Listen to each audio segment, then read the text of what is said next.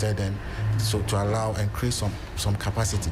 At this point, the rains are with us. We are not going to be able to construct additional drains with that 150 million cities. So what we need to do is to focus on our hotspots, dredge as much as we can dredge, desilt as much as we can desilt, make sure that the channels are cleared, for the next rain that comes.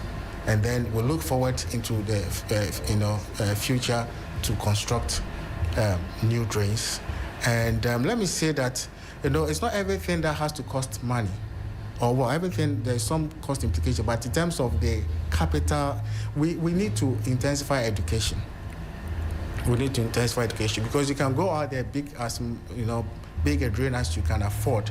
If they are filled with silt and rubbish from our homes, we will still flood. Right. And we need to educate from the schools. When children capture the essence of a message, their parents follow them. It's quite interesting how children can actually lead their parents in matters like this. We need to do this from intentional about it from our schools, give them flyers and materials that they can take home to their parents, and then they can go and educate their parents. Let's encourage people to harvest rain.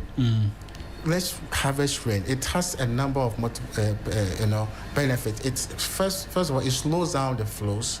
It reduces how much is going out, into the public drainage system. Let's all harvest, and it benefits us because it gives us some water that we can use when Ghana Water is not supplying us water. So everybody should try and harvest rain. These are basic things, and let's remove all the paving from our homes. He's a UK man. Let's remove some of the paving, in our compound, so that when it rains, water can go in there and infiltrate the ground, so that again it reduces. But let's work with the developers, because they are developing massive areas of land. They should store surface water or runoff water in their compounds and allow it to seep through. And then the car parks, we need to create spaces for water to gather in public spaces. Yes, not to discharge everything into it. Doc, I want to say a big thank you to you for joining us in the studio. Most certainly, you'll be one person we'll be looking out for to engage from time to time as well on these matters. We appreciate you for joining us in the studio this morning. Thank you for having me. It's a privilege. My key takeaway is his first recommendation, the planning authority. Yeah. We should have a parallel authority, because I think that is one of the biggest problems. Some way, somehow, the buildings find their way in waterways, on landfill sites, and then it becomes a problem. Now, if you look at the Wija Enclave, for instance, over 3,000 homes would have to be demolished if we have to. What strict in enforcement? It wouldn't have happened if we had a parallel authority.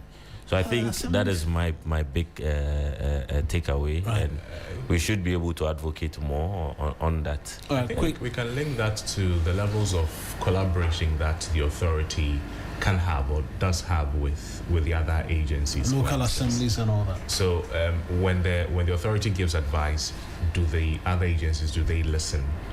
Have there been instances where the authorities have pushed a certain agenda in the interest of to prevent flooding that these institutions have ignored, and what was the action that came after? If the hydrological authority says these people should not build here, this kind of building, this pavement is not suitable, if they tell the local assembly is not minding them, what other options do they have? Because it should go beyond we would recommend, and then you would not take the recommendation and we wash our hands. And then all of us will be culpable in the problem. That's Dr. John Kisi is a former CEO of the Ghana Hydrological Authority and CEO of Kedos Consult. He's been our guest this morning here on the 3FM Sunrise.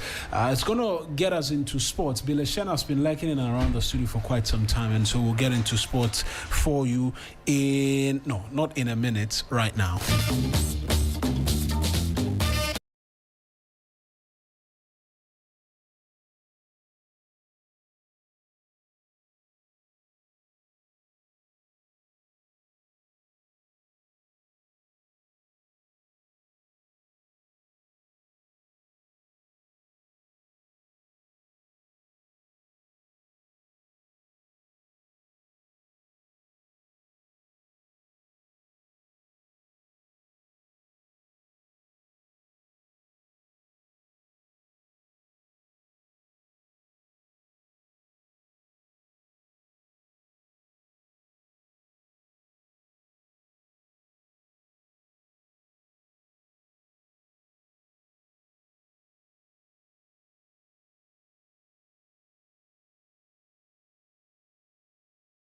been delayed a bit because of very important conversations on flood-related matters, right? But Billy Shen is here.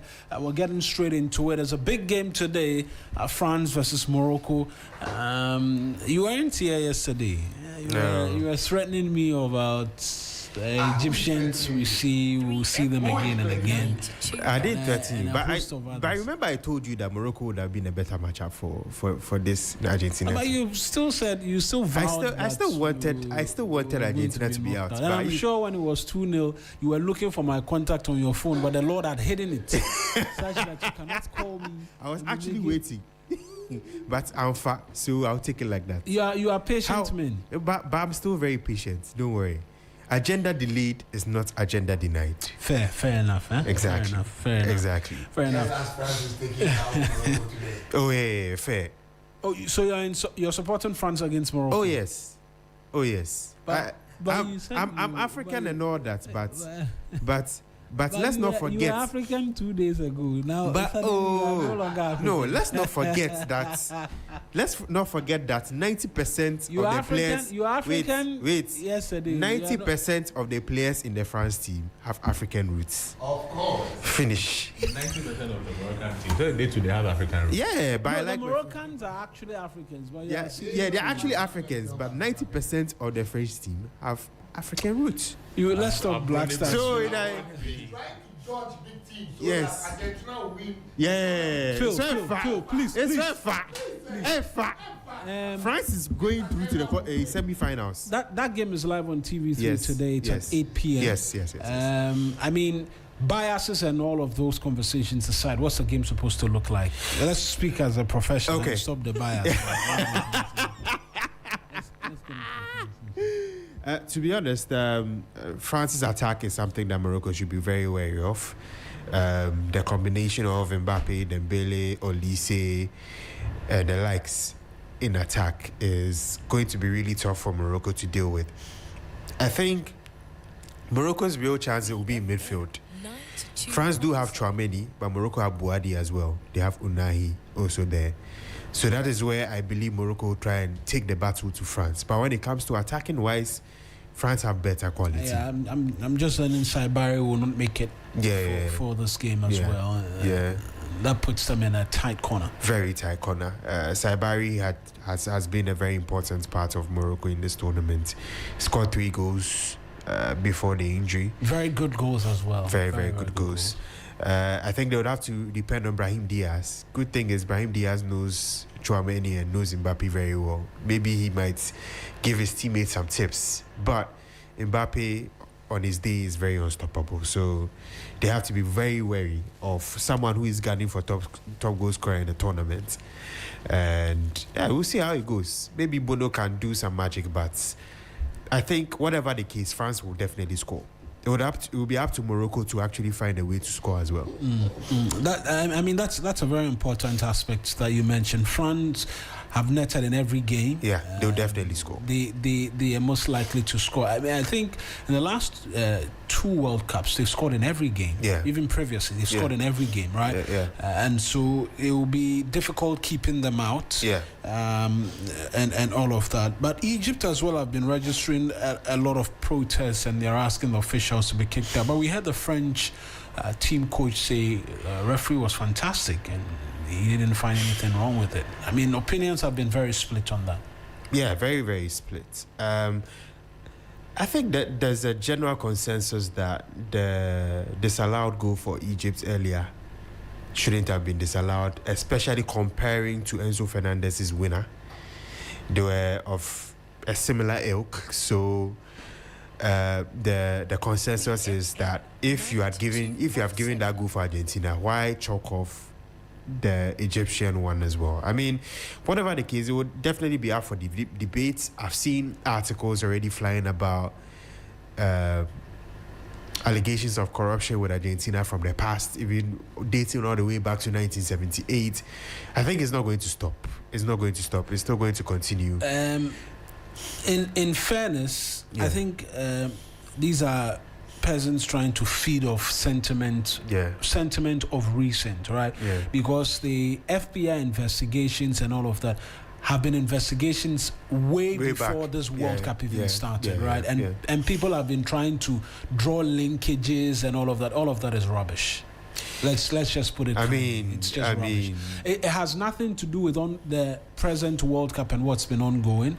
I think the FA. I've seen stories as to far back as 2024 and all of that, where they were being investigated for matters in relation to the FA's dealing and negotiation. But you know what's giving this whole thing legs?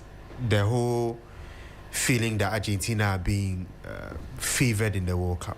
You remember right after the Cape Verde Argentina game, Infantino granted an interview, and he mistakenly said that interview is a fake. Actually, I've actually tried to follow up. It's not true. There's a video, and we'll return. Yeah, we'll return to. There's a video of that. We'll return to it, God willing, tomorrow. When we both verify, we'll return to it. Right. And you appreciate that he actually didn't say the words which are being attributed to him. No, the words that he was feeling for Argentina. That he was suffering along with them, and changed the words later. That's not true. Actually, so and changing the words later. We'll return to it tomorrow. It's a firm word because I've seen that making rounds actually, and that's been categorically denied as well. And so we'll just confirm. Which brings us to the fact that there are a lot of rumors and a lot of people fueling agendas, right, and narratives, all of which to a great deal are not true. And it's rather unfortunate that in an age where information abounds, disinformation actually is what thrives. But there's that too. Yeah, there's that. Black Stars, the president's been speaking about national anthems and the fact that our players are not singing anthems before the games, and says if you can't sing the anthem, don't play for us. I think it's really inconsequential. It's a long stretch, eh? Yeah, it's inconsequential, really. If you are good, you are good. Eventually, you might have to learn it, but it shouldn't be the basis of which you are kicked out of the national team. I think that's fair. It shouldn't be your basis. Here's why. Look at the Latin Americans when they sing their national anthem. With passion, everybody knows. And what they do on the field, they leave it all on the field. Yeah. Right? Yeah. Can we draw linkages to the passion with which they sing and the passion with which they wear the jersey? Let me give you and how they leave it on the field. Let me give you a rebuttal. Do you see Richard Ofoyi and the way he sings the national anthem? Oh, Jalewana man. No, it's an honest rebuttal I'm giving you. No, do you see the way he sings the national anthem? We saw what he did with a lot of passion. Charlie. But did you see how he performed at the AFCON? Crosby, this is the proper spiritus scoreless ballus. Did you see how he played at the AFCON? Absolutely shambolic. Fair point. Did you see Daniel Amate and how he was passionate during the 2022 World Cup? With the national anthem. Leaving it all on the field is these are just conversations. Right? Yeah, that's why the point back to me. To me, my honest opinion, I feel it's inconsequential. If you are good, you are good. Eventually, you might. Yeah, eventually you have to learn. Eventually, eventually you have to learn, which is fair, because it's important that you know your history.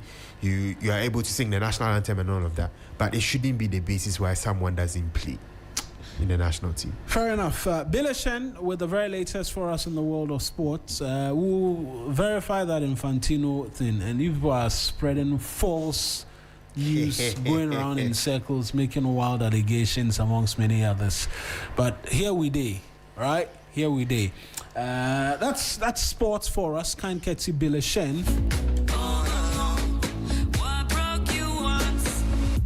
Let me quickly talk to you about latex foam, right? Latex foam here in Ghana, because we're talking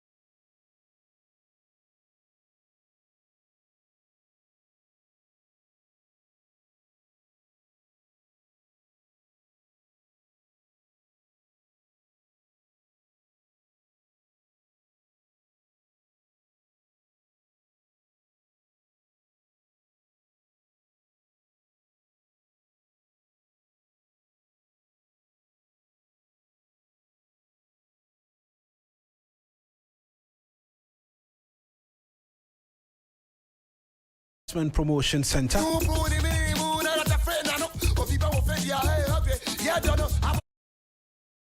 In the studio for the big conversation this morning. We're asking, amongst many other things, if investment can help solve Ghana's unemployment crisis. Of course, he's a man whose name has been making the news in the past few weeks. Swather Martin, who will seek to pick his thoughts on that as well. I see a broad smile on his face as I started hinting as to the other important conversations in relation to him.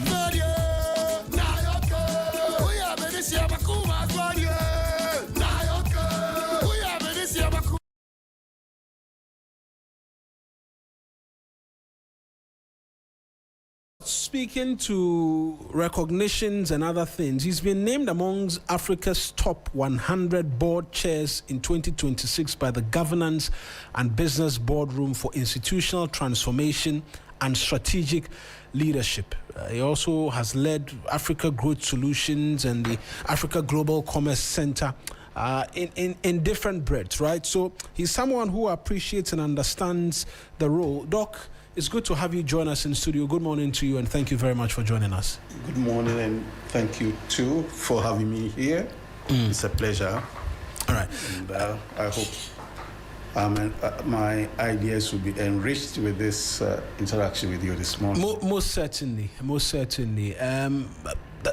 By and large, right, the focus is on GIPC, the work it's been doing. You're the board chair, investments coming into the country here and there, and how this plays out into employability for our young persons as well. Let's start off with GIPC. How is GIPC faring, and how are things like for the institution, even as you sit as a board chair of the institution? Yeah, so far it's been good. We have a dedicated, experienced team led by a CEO, Simon Maggi, good morning, who has been in this field for many years. He was with AmCham, the American Chamber, so he understands the terrain very, very well, and is leading GIPC in attracting investments into the country. As a board, we give strategic direction, policy and strategic direction, and representing the vision of His Excellency the President at GIPC. Right. In terms of the key numbers we're speaking of, right, some $2.61 billion in terms of FDI inflows were recorded for 2025. It's up from the $652 million in 2024. In terms of existing and new projects registered, we're speaking about some 253. In terms of announced future investment as well, $5 billion plus, and portions for reinvested earnings about $1.83 billion. I mentioned these specific figures because it appears there's some marked improvement from the figures in 2024. Right. That obviously will be attributed to the leadership.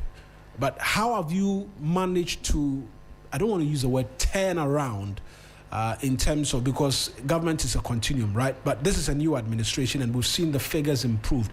How have you managed to do that from the 650 we were seeing to about 2.6 billion for 2025? You see, investors go where their investment is not threatened. And that means that there is political stability. Regulations ensure that contracts are safe and not subject to the whims and caprices of any individual. So, riding on the stability of the economy and the confidence in leadership of the country, we have been able to attract more investments. Right. So that's where the catch is, that there's some level of confidence in our governance system, in leadership, in the way the economy is being managed, and the measures that have been put in place by GIPC to attract and facilitate investments in the country. But when we look at that 2.6 billion number, right, the data also suggests to us that of that number, up to 1.83 billion was reinvested earnings, right? And so it brings a question as to whether there is a struggle to get new investors coming in or attracting new ones, because a lot of this as well is reinvestment by existing entities already. Yes, if the existing entities do not have confidence Right. in the leadership, in the governance of the country, they will be repatriating their profits outside. They may even be moving outside the country, as happened in the past. We saw businesses move to neighboring countries. In neighboring countries, yes. But if they are reinvesting, then it means there's something going on that they like. It's not just for pleasure that an investor will carry their capital into a country and say, we want to invest here. They want to go where their investments are safe. So it means there's something good happening in the country. That's why they are reinvesting. And so something good is happening. How are we working to have that attract a lot more in terms of new investment as well? Because I've seen there's been shows done in the past where GNPC is going out seeking to court new investors to come into the jurisdiction as well. Right. So it's a continuous process. You don't just sit back because there are investors coming in and those in are reinvesting. You continue to present the opportunities here outside to attract more investors, because we need investors in many fields. So we continue to do that, and if we are following, there's been quite a number of investment pitches with travels by His Excellency the President. Our team will go along with him and then present the opportunities in Ghana. And if you are still observing closely, you realize that it's not just the investment promotion and the shows. Right. Deals are happening with the investment, and that's a good thing. That even before the team leaves those countries, deals are signed, and there's something that we need to appreciate. I'm just going to stay on the investment numbers just a little while with you, and then we can move, because now the understanding is that it will be an authority and no longer a center, and what that could mean going forward as well. Going down into the numbers just a bit more, we realized that about $1 billion of what we saw, as significant as it was down to the petroleum sector, for instance. If we strip the petroleum sector of it, then the non-oil investment then becomes open for all to see. What is the plan in long term for diversification as well? Exactly. of the non-oil sector as well, so we can see equally improved growth in that regard? Right. So over the years, when we talk about investments, it's more tilted towards the extractive industry. And these are capital intensive, so Absolutely. you hear huge amounts of funds flowing in and increasing our GDP, but then it's not labor intensive.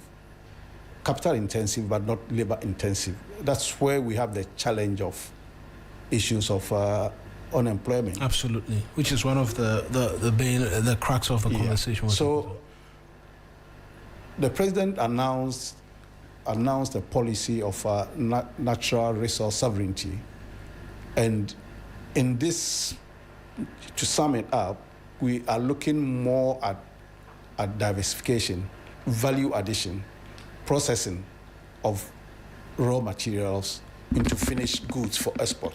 That's where we can generate that kind of employment opportunities and more wealth for the nation. Absolutely. So as we roll out these processes, we are looking more of attracting investors in those supply chain strands for various sectors, agric and others. And are we seeing investment? Are investors catching on to this new direction in which we want to go in, or we're yet to see them begin to come in wanting to latch on to where we're headed towards as a country now? Absolutely, there's a lot of interest in for instance, if you go to the metals, gold, investors are interested in refining, processing, jewelry, and all that. As we speak now, there's a team it's a jewelry investment company that's interested in engaging our side to be able to set up. We have others also coming in food processing. So across the various sectors, there's a growing interest, and that's where we are focusing, because that will generate more wealth and create more job opportunities. Right. Just on the last bit on the amount we see, we saw that our contribution from the U.S. in terms of investment, around 51 million in terms of terms. Some will say it's modest, considering that we have a bilateral agreement of some sort, an investment treaty framework with the U.S. We will see a bit more in terms of U.S. direct investment in the country. In the past, we've had concerns as to some monies we are supposed to have been paying them for some services and all of that. I think I recall the former ambassador, Virginia Palmer, raising those concerns that they were seeking to stop certain aid and what have you. Has that impeded in any way the sort of investment we should be seeing from the U.S. coming to the country? Well, these days, with the global shifts, we are looking at where we'll get the maximum benefits from investment opportunities. So we are not going to just sit back and say we have a challenge here and we continue looking at a closed door or a door that is not opening wide enough for us to engage. We are engaging all countries, engaging all entities that will buy into what we have to offer. Right. You're still with us here on 3FM 92.7. Our guest in studio this morning is Dr. Opon Fusu, is the board chair of the Ghana Investment Promotion Center, which we understand will be an authority in the coming days. That transition from GIPC to GIPA, which will probably give you the name GIPA, right? It's been described as progressive in terms of investment laws to be passed in recent decades. What changes, right, when we move from center to authority? What changes for a person who is seeking to come and invest into the country Ghana? Well, as we all know, when an entity becomes an authority, it has some powers of regulation and enforcement.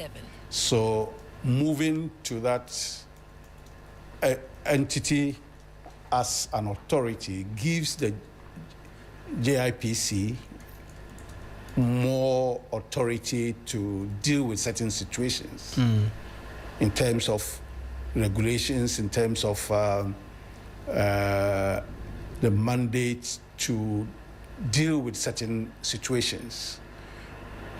GIPC is not only promoting, it also facilitates and also assists entities that invest in some of the challenges they face when they are in the country.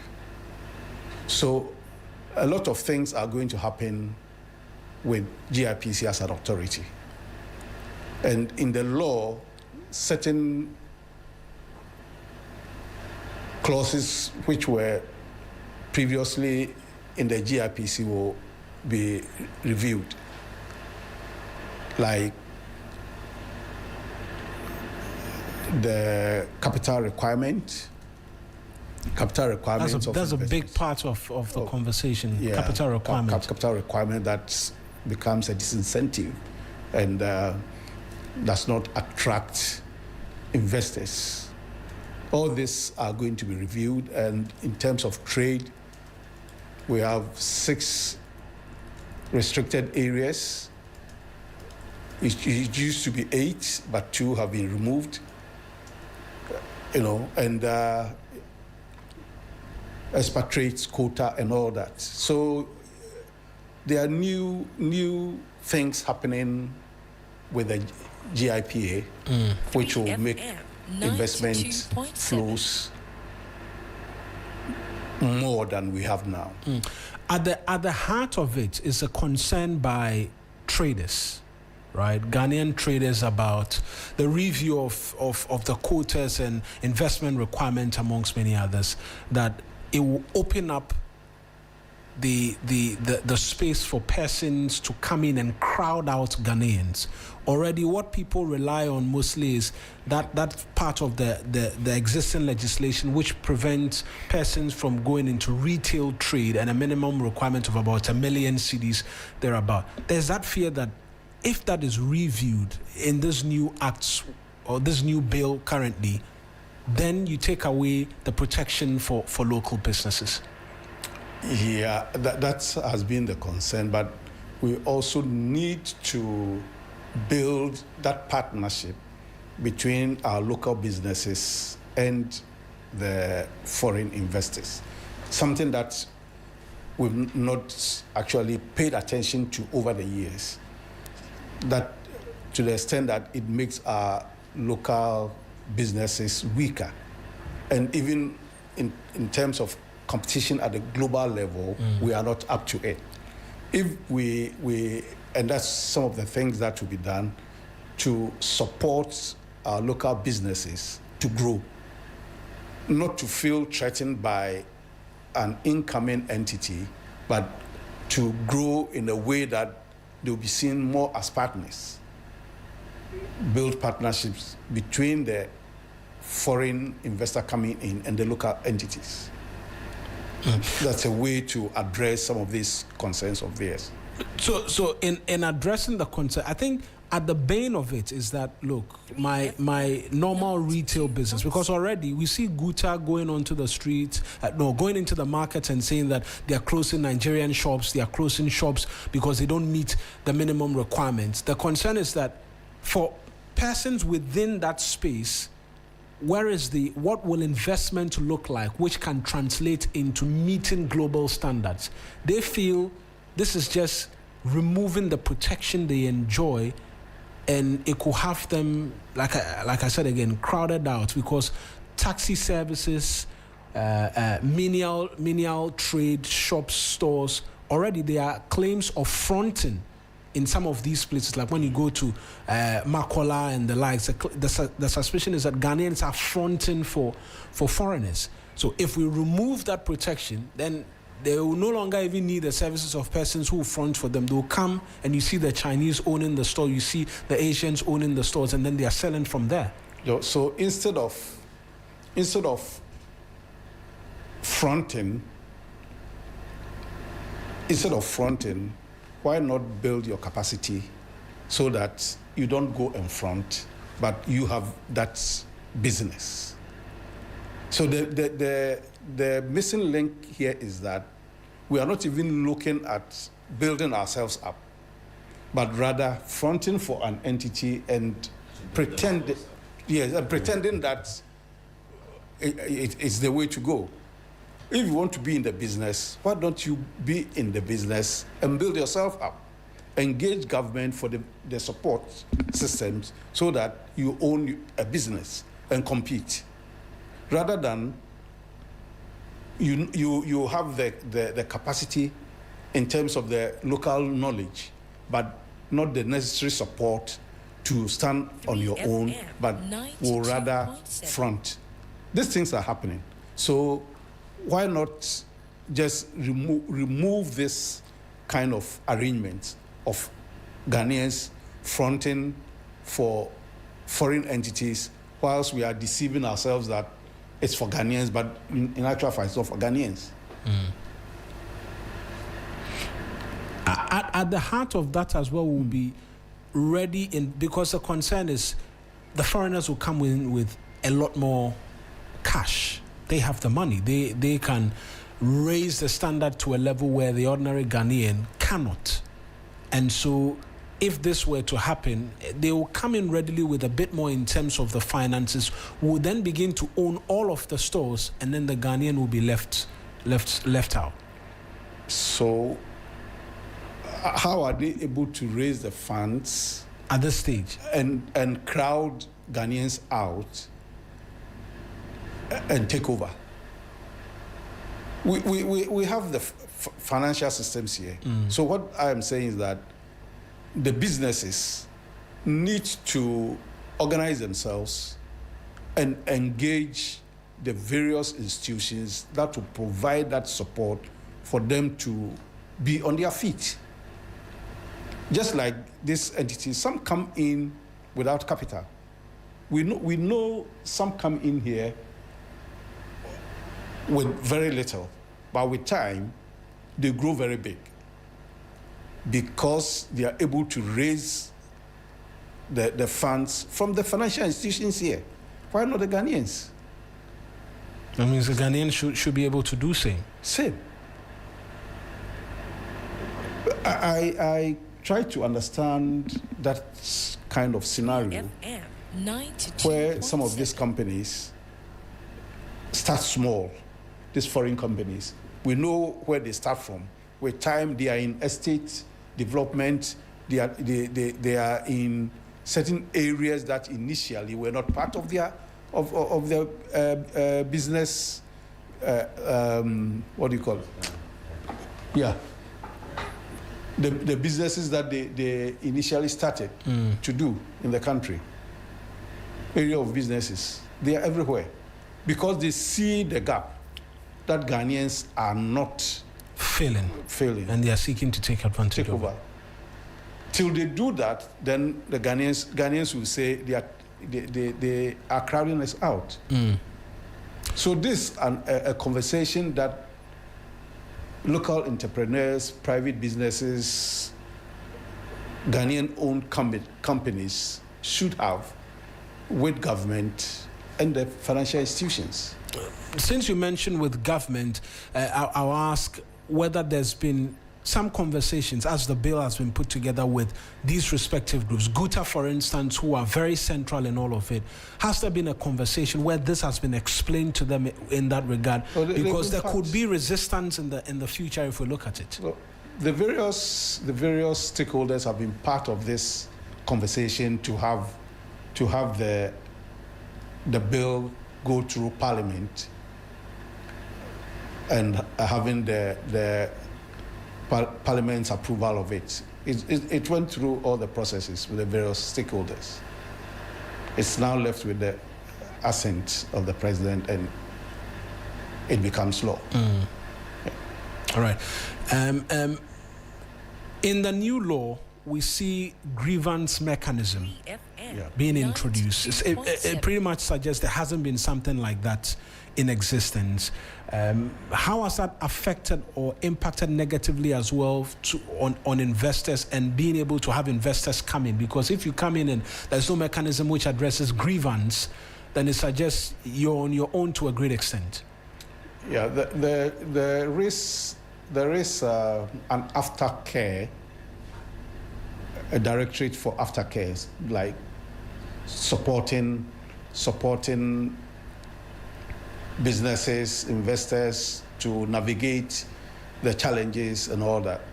But this has gone some steps higher with the grievance mechanism, such that, as you can see from the law, there are some timelines to which certain grievances have to be resolved.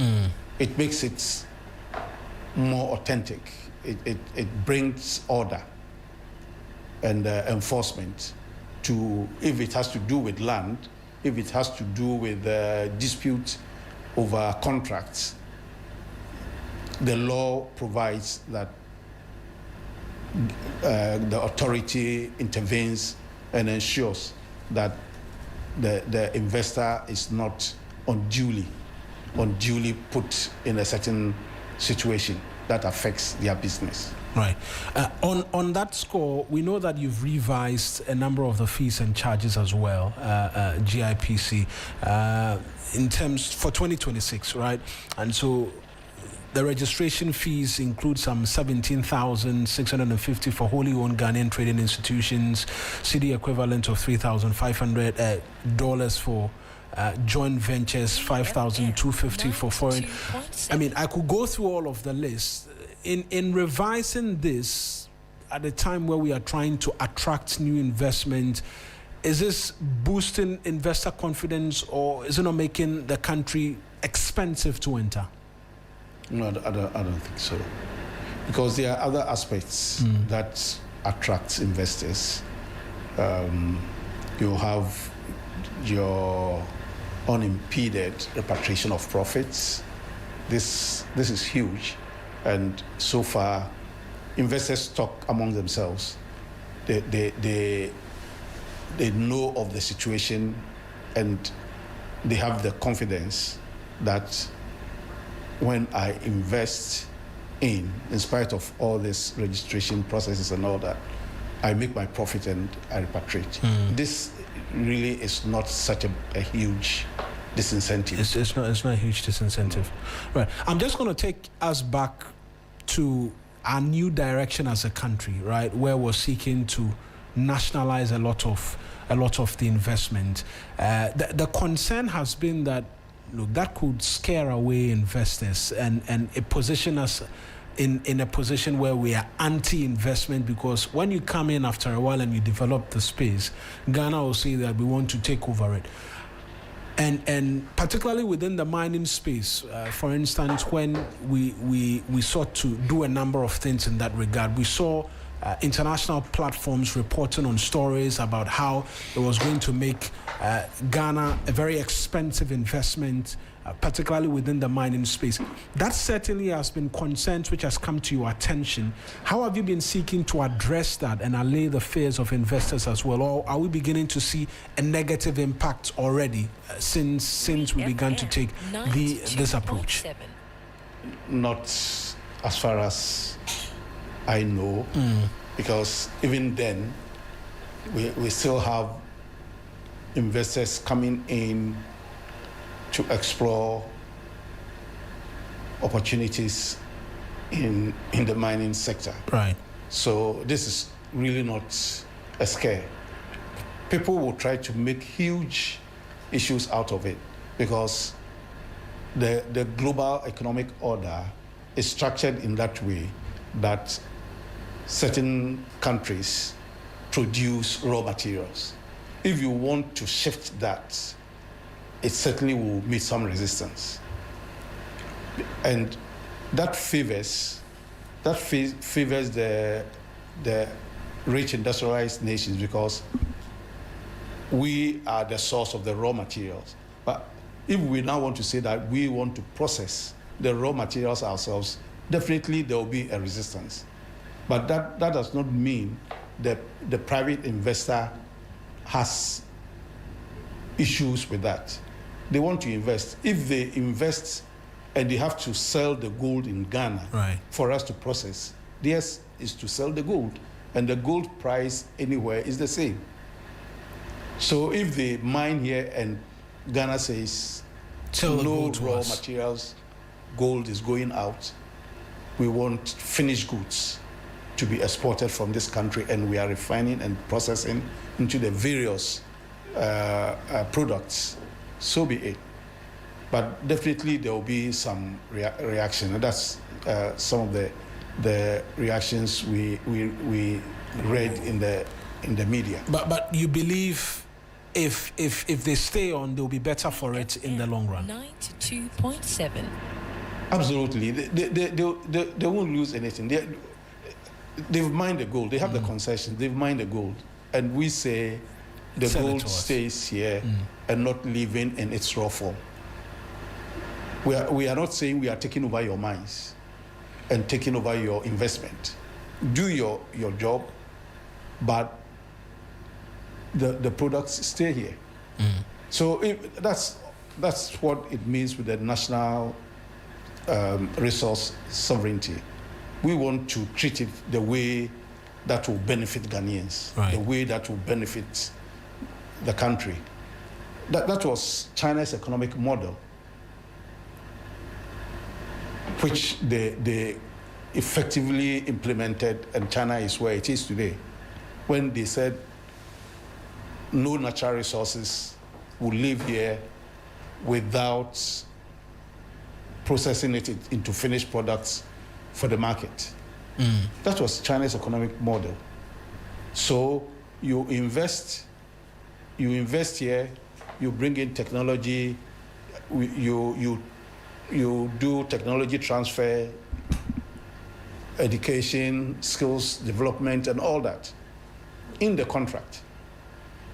Then they took over from there with research and development, and from that stage, they built China into what it is today. Right. Is that the approach we are taking as well? Because I see from the 2025 figures, China leads the way with 70 out of the 253 projects in the country.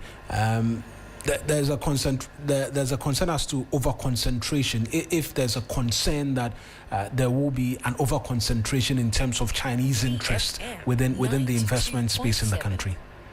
Well, China has an approach which is different from the West, the Western countries, with their conditions of governance and a lot of things. But China is not into a country's how they govern themselves. They are interested in their contract. The contract that they sign, will it favor China or not? So if it's a win-win, the countries they are signing contracts with are comfortable, they go ahead. They don't meddle in politics of a country. So that's why you see China everywhere. They don't talk about a country's internal politics and who is more democratic and who is not, should stay, and term limits and all those things. No, they don't go into those areas. And so the technology transfer bit as well, in terms of the agreement and the investments that we're seeing come through, because if there's anything, you've spoken to their module, which has made them what they are today. Are we seeking to receive investment along those lines as well, or are the investments which are coming through also seeking to transfer technology and knowledge as well to us? Yeah, that's our approach, to have investment with skills development and local content and all that, so that at the end of the day, we can take off from there with skill skilled youth who can 92.7. carry on in those sectors.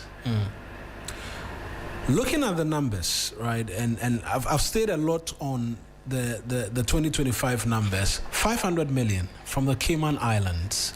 I mean, in our part of the world, when you hear Cayman Islands, a lot of eyebrows are raised as to beneficial ownership and fronting for persons who are seeking to do things here and there. Does the GIPC have the tools and the mandate to look through beneficial ownership structures and understand who is ultimately controlling these major investments in the country? Yeah, all these are vetted. Certainly, the Registrar General and other institutions have a role to play in ensuring that any investor coming in is not coming from a source that will be problematic to the country. Yeah. They are vetted. That's why we have national security and all these agencies. They have a role. And so anybody picks up the report and sees $500 million in terms of investment directly from the Cayman Islands, theirs is to trust that we're not having shady individuals funding investment into the country and seeking to control Ghanaian interest in Ghana as well. Yeah, the sources of inflows are really checked. These sources are checked, yeah. Otherwise, we'll have all kinds of entities hiding behind organized crime to bring in investment. In the name of investment, bring in some resources here. And this is not what a government will want to deal with.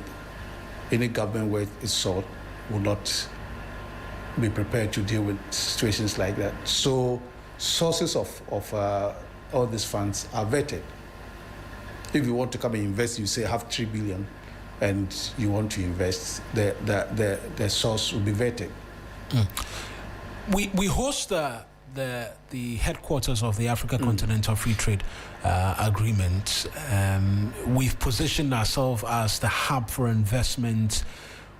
What is the selling factor for us? What makes us different? When we sit in a room of investors, what makes us stand out against Rwanda, Cote d'Ivoire, and the likes, which gives us a unique selling proposition as compared to the others? Ghana is stable in terms of governance, the peace and stability that we enjoy is something that investors will be attracted to. When there is instability, it scares investors in the sense that most times people think that, once you have tax incentives, you attract investors. It's just a small part of it. The investor wants to be assured of their agreements, their contracts, that a country which is unstable 3FM 92.7 can affect their investment, in the sense that one day there is an upheaval and there is a change and a contract is abrogated by decree. They don't want to be in a situation like that. They also want to trust the institutions, such that when there are disputes between parties before them, they will have a fair ruling. All this add up to the confidence of an investor entering a country. So when we meet as a committee of nations and with investors, and they want to select where they have to go, all this will come as favorable indicators for Ghana. And the AFCFTA desks which we've created, how well have they done as well to bring in the required needed investment and also have us remain at the top when these multinationals are wanting to take advantage of the new trade agreement we have on the continent? Yes, when you host a headquarters like that, it gives you that added quality in terms of your standing within the Committee of Nations. Why would this important headquarters be cited 3FM in Ghana? It means there's something that we have that will make the other nations trust us to host this headquarters. So it works for us to have after here. Yeah. I want us to enter into the realms of how all of this translates into jobs and tangibles for the Ghanaian people. But my guest in the studio is Dr. Oponfosu. He is the board chair of the Ghana Investment Promotion Center, soon to be Ghana Investment Promotion Authority, and we've been speaking about that and what that means for investors and even the Ghanaians involved. There's a question that's just come through in relation to movement from promotion center to promotion authority, and perhaps I'll just want to highlight that, because when you were speaking earlier, you made reference to the fact that one of the things that investors will enjoy is the easy repatriation of their investment outside of the jurisdiction. That has always come with a bit of a challenge because it comes with extra pressure on our currency because they have to look for foreign exchange to do that.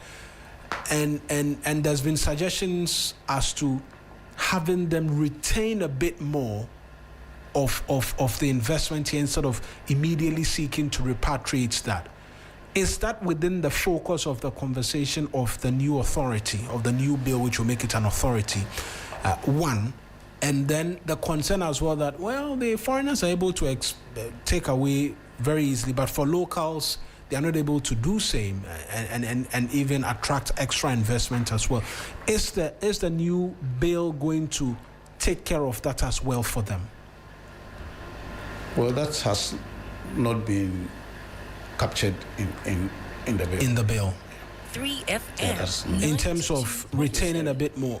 Or the second part of the question is what you are seeking to answer first. The first part about whether the bill is taking care of having of the repatriation. Yes. Is it in the contemplation of the, when it becomes an authority, is it in the contemplation that yes, we are allowing them repatriate, but because of the negatives sometimes, which brings pressure on the city, leads to the depreciation and what of that, what have you, was seeking to relook that and not a legislation which forces them to keep, but conversations which allow them keep a bit more. No, that would be a different conversation. But as at now, it's not something that we are looking at in the law. No. But for our locals who are seeking to invest as well outside, does the GIPC help as well, provide a bit more in terms of support on that aspect? Then we can zoom into what this translates into for jobs. What we are looking at is to support our local entrepreneurs, businesses, to build a capacity to upscale and be competitive at the global level. Right. In the same way that they will have the capacity to partner foreign investors. That's the focus. That's the focus. That is what the focus is. Right. Doug, when someone who's listening to us this morning hears 2.61 billion in foreign investment in 2025, a question that will come to them is, okay, how does this translate into jobs immediately? How directly does GIPC track the employment as have been created by this investment? How do you respond to someone who is thinking along these lines this morning? So I said initially that over the years, the investment flows have been tilted towards the extractives. And you hear huge amounts of monies. That is capital in equipment, in the extractive equipment that are used on the mine. So the job creation in that sector was minimum. Minimum. Yeah.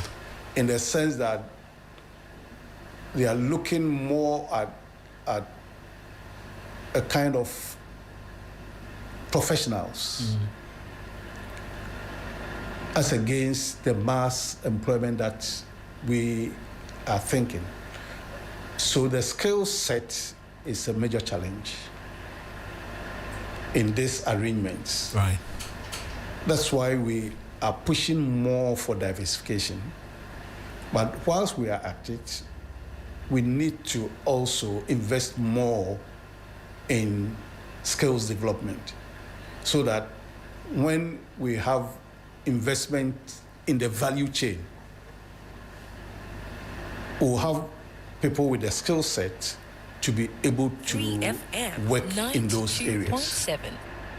For instance, in agribusiness, now it's become technology driven. There was an area I was going to come to even, but... Right, technology driven. Do we have the skill set for that?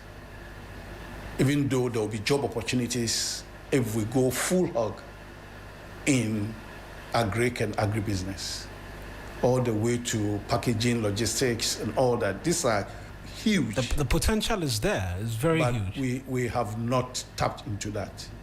So this is just a line of one area that can generate the jobs for our teeming youth who are unemployed.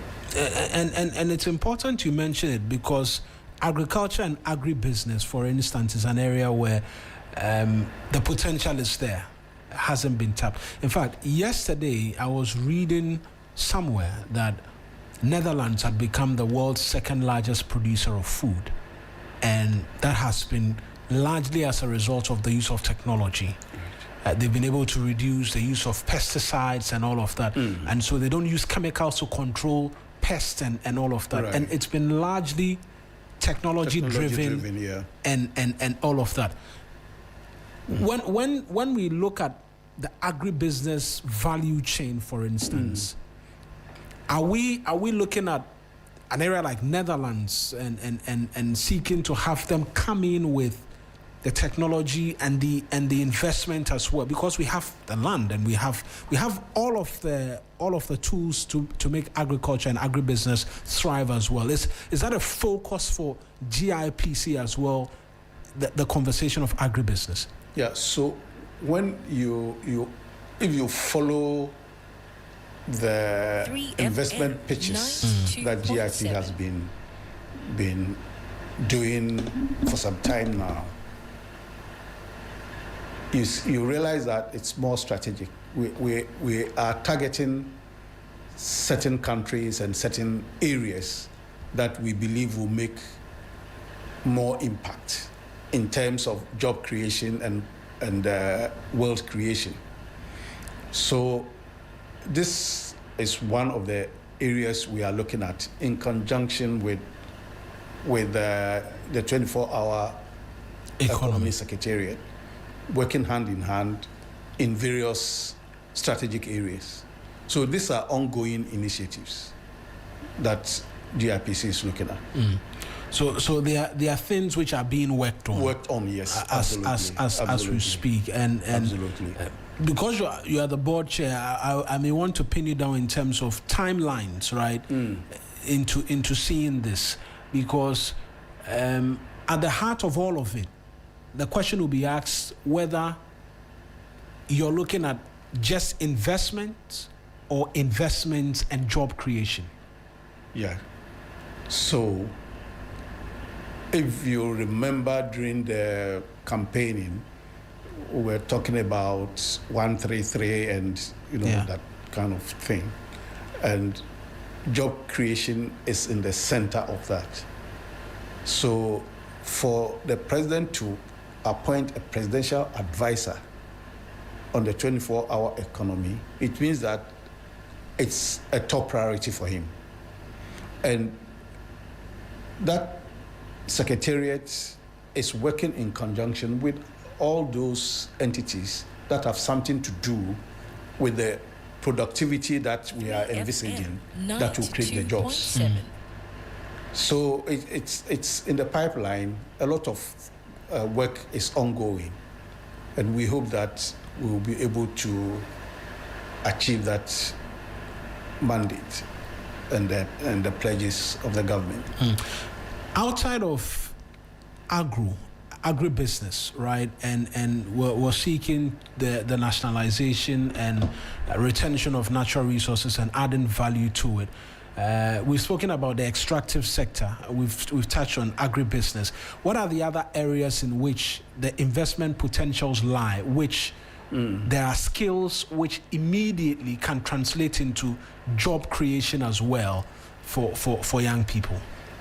Areas in IT, digital transformation, AI. We're looking at the creative arts, where some appointments have been made. Health sector, I know that there's a move towards having a health tourism approach. Health tourism approach in the country. Yeah, like that of other countries where health tourism is very high on their economic transformation. So there are areas that are being considered to create the space and opportunities for employment.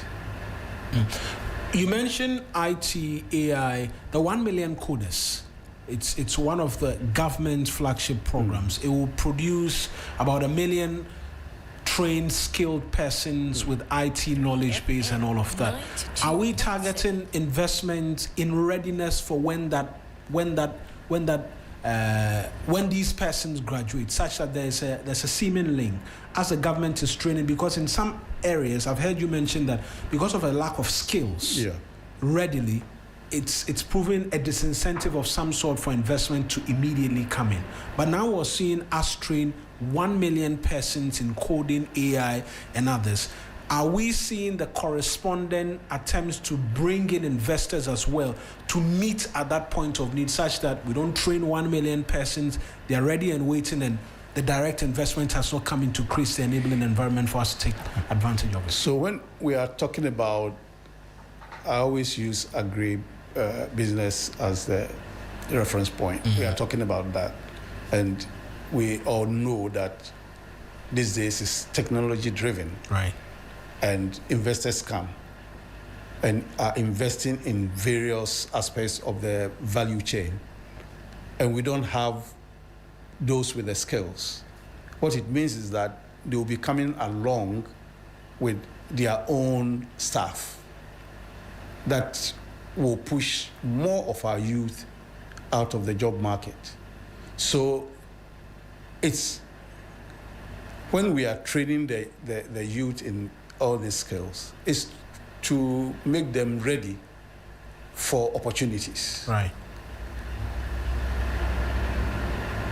Yeah.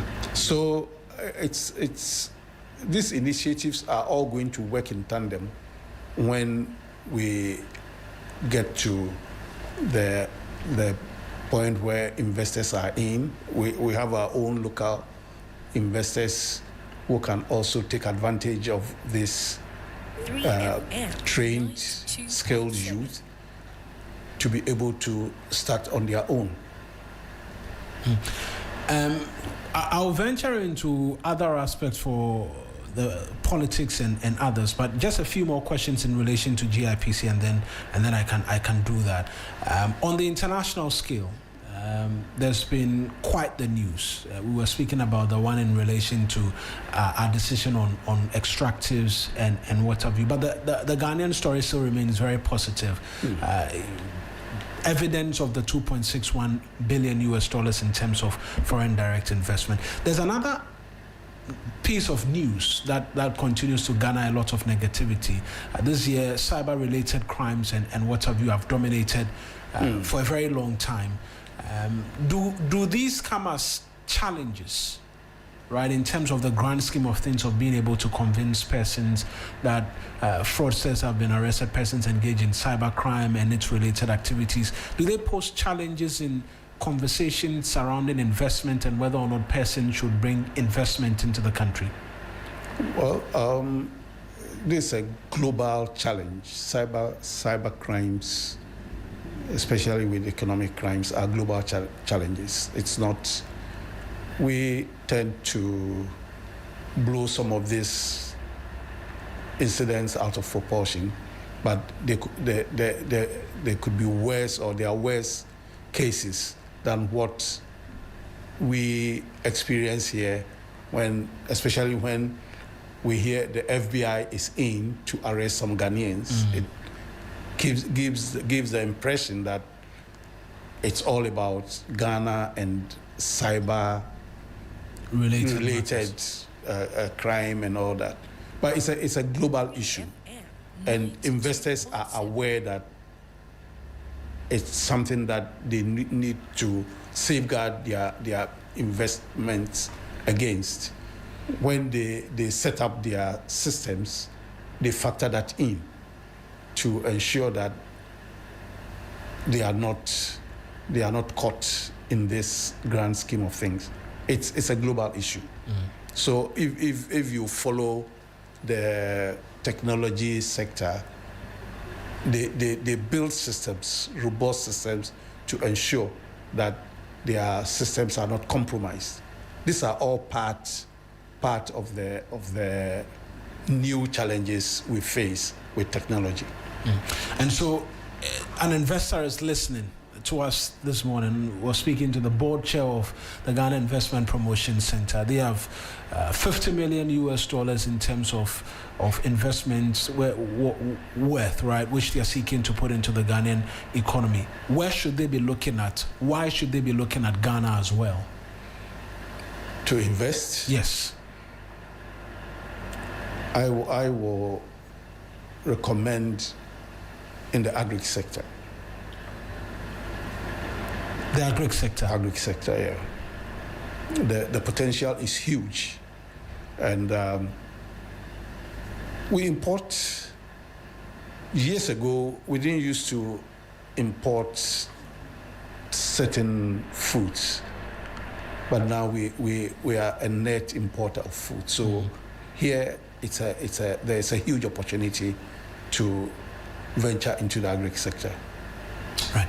Look, you're an appointee, you're a presidential appointee leading one of Ghana's most strategically important institutions. I mean, the sheer amount of investment brought in from last year almost reaches about $400 million difference, and then it reaches all of the money we received from the IMF when we went to them somewhere 2022, 2023. At the same time, the conversation is that you're seeking to lead the NDC as well as its next national chairman. How are you doing the two things at the same time? That's an interesting one. The Inquisitor captured you succinctly. No, there was a platform did a polls on possible contenders. And I think that's what the Inquisitor has reported. Your So name it's a came very up strongly. Yeah, very interesting one. I've not declared, but the results is quite interesting. Interesting in what sense? That it gives you a footing to stand on and begin to consider throwing your heart into the race?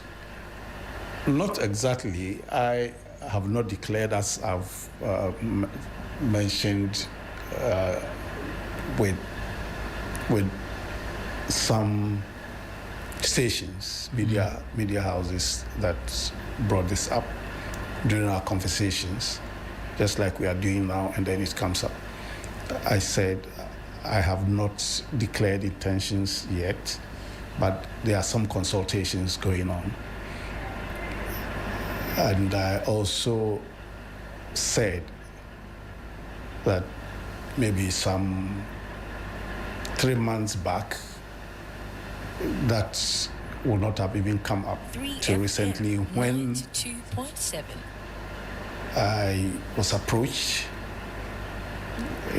by various people Within the party? Within the party. You know, as like in a family, there are groupings, just like in a party. But the interesting aspect is that it appeared most of the groupings, I don't believe they might have met, but they have me in mind. So separate groups who have not met, have not had any conversation, no, at all. are having your name pop up. Pop up, yeah.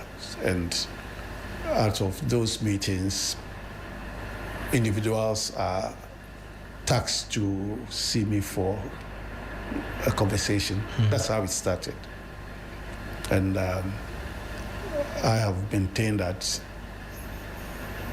I'm in to serve, but I need to go through the processes properly. I'm a systems person. I believe in structures. I believe in hierarchy, that you don't undermine structures. So I engaged various leaders of the party, and I also mentioned that at the right time, when I complete the process, I'll make a declaration. In terms of the persons you're consulting, are you speaking to the current national chairman? Because the conversations around suggest he might not contest again for that position. That's what most of the people who came to have a discussion with me said. I have not engaged him yet, so I wouldn't be in the position to know whether he's contesting or not. That's one issue. The second is that the other time I was asked whether if I decide to If you decide to contest, if I meet him and he says he will contest, will I contest against him? And I said, no, that's not the way to put it, because as soon as nominations are called, nobody is contesting against anyone. It's an open race. right? And I saw someone listened in to that conversation and did a publication that I'll contest the chairmanship race, whether Asiru Kachia contests or not. I've also said that it's not personal ambitions. It's not personalities. It's institutions that we are building. Institutions that will outlast individuals. So we don't do this with individual personal ambitions in mind. Right. We look at what will inure to the benefit of the entire organization. If I'm to draw any inference from how you're speaking, it will suggest your heart is in this, and when nominations are open after consultations are done, we will see you in that race. Is that a fair conclusion to draw from my interaction with you this morning? I do things not for convenience but conviction. If I have the conviction that being in this will inure to the benefit of the NDC as a party that have 92.7. invested all my years of service in, I'll go ahead with it. But if it will not, then there will be no need for me to engage in it. I'm saying this because we are in the politics of convenience, where the shift of the national consciousness has moved from patriotism, nation building, stewardship in leadership to more of individualistic approaches. Are these things you see within your NDC now, even as we speak? The national consciousness, the mindset now is individualism, opportunism, and leadership for personal gain. This is the broad stroke, the mindset of how Ghanaians perceive and involve in politics as a shortcut. That's not for me. So, and the conversations we've had is that the NDC as a social democratic party founded on the principles of probity, accountability, and social justice, opportunities for all, in which anyone can aspire to any position. Over the years, that's what it was, such that you don't need to be in the center in Accra to get to a certain position. People have, over the years, come from far away, in remote. Yes, that was who we were, and we see the shifts. Right. So, if my involvement will align with these values, then, as you said, my heart will be in it. But if it's a business as usual, I will not be in it. So, I want to broaden the consultations. Right. And come to a conclusion that this is right for me to do. This will put the NDC where it belongs and not where it is drifting to. Where is it drifting to? Like what we all see in politics as usual.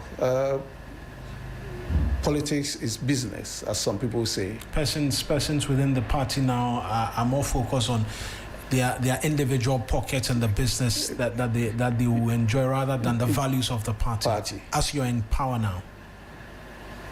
There's a disconnect. The grassroots complain, and they complain about opportunities that they don't have access to leadership and all that. So many things are happening.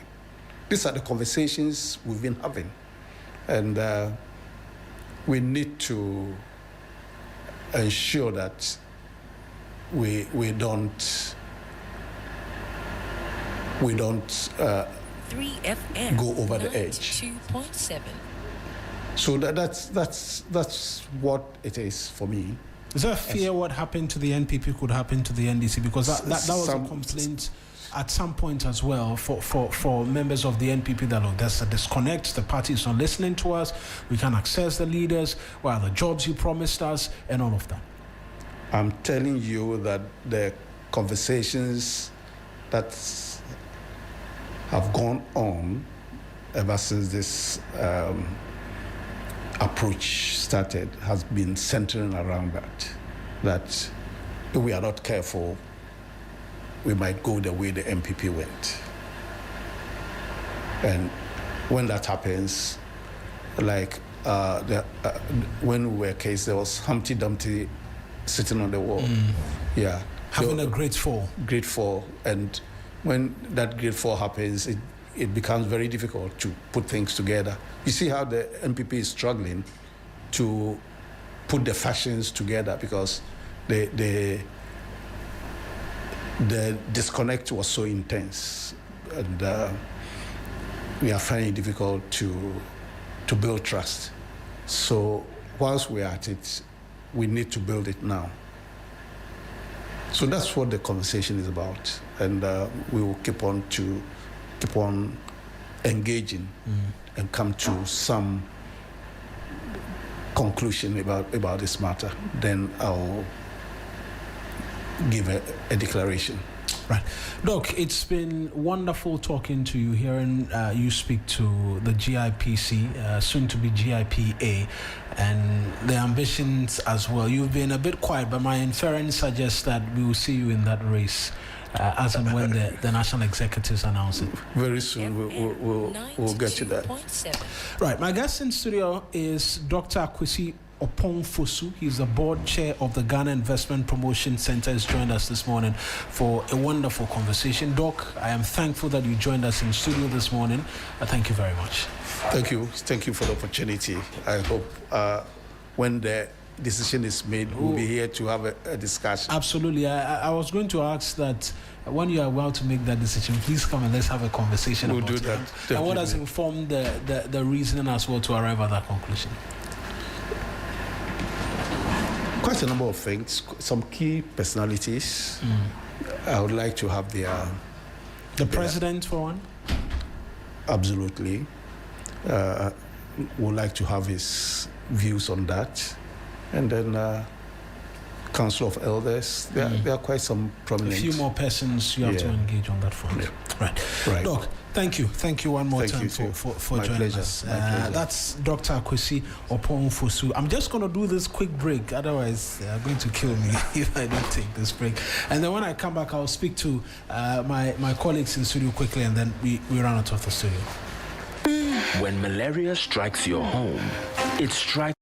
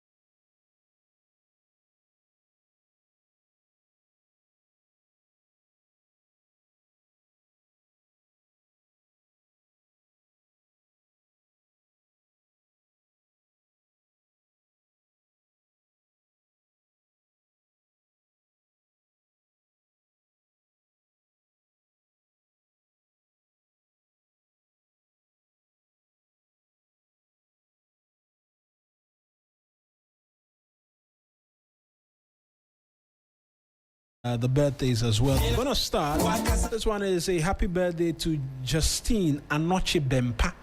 May the Almighty grant you good health, protection, and abundant blessings from Mercy and the entire family. This one is Justine. Happy birthday to you. Across. Yes, happy birthday to Justin. This one is Frida Wachi. Yes. They are wishing you God's abundant blessings, good health, and endless joy from your loved ones. Frida doesn't want to sit completely on the chair, but we can go on. Happy birthday to you. There's another one also, Janet. Why is Christabel Sassashreve laughing? No one doesn't want to sit on Janet Maoko Mayo of UHAS PHN. 300. Level 300 from your sis and your name. Happy birthday to you, Janet Maoko Mayo of UHAS. I think it's public health. Yeah, University of Health and Allied Sciences. Public health. I don't know what the N will possibly mean. Just a few ones. You want to take them? Lydia Jewa. Happy birthday to you from your friends, loved ones. Is it the same Lydia? And the last one, because it's a happy birthday, Lydia. God bless you from your husband and your family as well. On that Please, one. Let's see Frida again. Let's see Frida. I want to see Frida so that we can play Yaga UA. Public health nurse. So PHN is public health nurse. It's a public health nurse. Play Yaga UA for Frida. Let's close and go.